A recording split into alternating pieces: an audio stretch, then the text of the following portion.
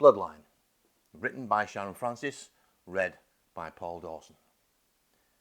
The ping of Vicky's mobile sent her swinging into a lay-by, impatient for information, but it was only spam. Nothing new from her mother or Tony. She glanced at the dashboard clock, fingertips drumming the steering wheel as she mentally recapped the morning's events. The mere memory of timbre of her mother's voice on the phone sent a fresh pounding of blood through her veins. As she stumbled around, struggling to pull herself together, Tony hadn't wavered. "Take my car. Leave Jamie to me," he'd said. "Get to the hospital. Go see your dad." Normally, she would have relished the opportunity to drive Tony's Audi. He was so precious about it. But today, all that mattered was getting where she needed to be. She'd been travelling 40 minutes already, racing through the suburbs into countryside, until a near miss had shocked her into a more sensible pace. It would probably be another 40 before she arrived, although a shortcut could skim time off. It was a narrow, winding route, but there was usually less traffic. Decision made. She turned back out onto the road. As she drove out, her eye was drawn to another vehicle mirroring her moves some 50 metres behind. She hasn't registered it when she pulled in or seen it arrive. Continuing, her attention flicked from the road ahead to the car behind and then back again. Was it the car that she'd almost rammed earlier? Had it followed her for some unknown reason? No, that was a blue car, something Japanese. This one was silver, unremarkable, but something about it bothered her. When she sped up, it stuck with her. When she slowed down to allow it to overtake, it dropped back. Its persistent rankled. Determined not to miss the turn-off, she checked every signpost, glancing behind interval to see if the silver hatchback was still there. It was.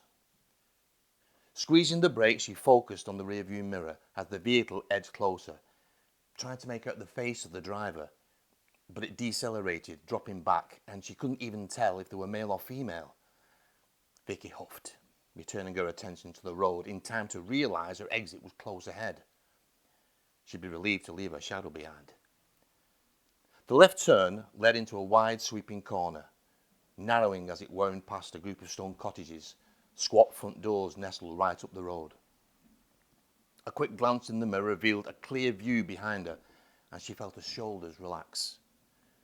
A muddy Land Rover approached at speed, and she pulled in, two tyres mounting the daisy-strewn bank to allow it through.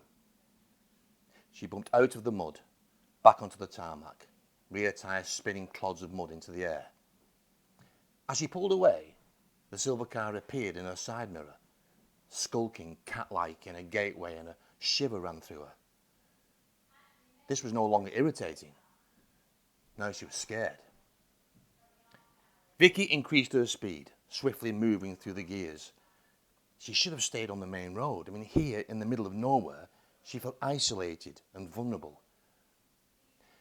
She accelerated further, trying to put distance between them, only withholding momentarily as she approached a sharp right-hand bend.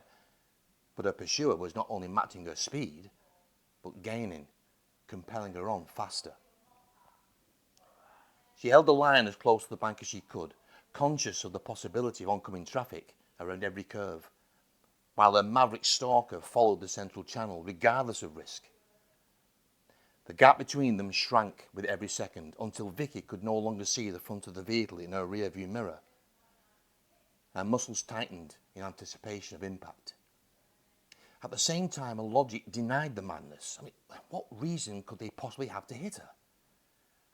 She swung the wheel sideways to negotiate an upcoming corner, but misjudged the arc and, catching the offside bank, slid sideways. The silver car was still on her. The Audi spun in the road, front wheels mounting the low ridge meant as a barrier between road and steep drop into woodland. There was nothing she could do. The speed and the angle brought the back end of her vehicle up into the air as the front dropped away, and she gripped the wheel, knowing she was going to roll. The car became wedged between towering oaks, their rusty leaves shuddering with the force. The driver's side glass was gone, lost in its descent, leaving yawning access to the interior, and the door was crumpled, Vicky was half within the vehicle and half lying at what should have been an impossible angle in the leaf mould on the forest floor. There was pain, and Vicky Kent felt cold, creeping numbness spreading slowly from extremities to her core.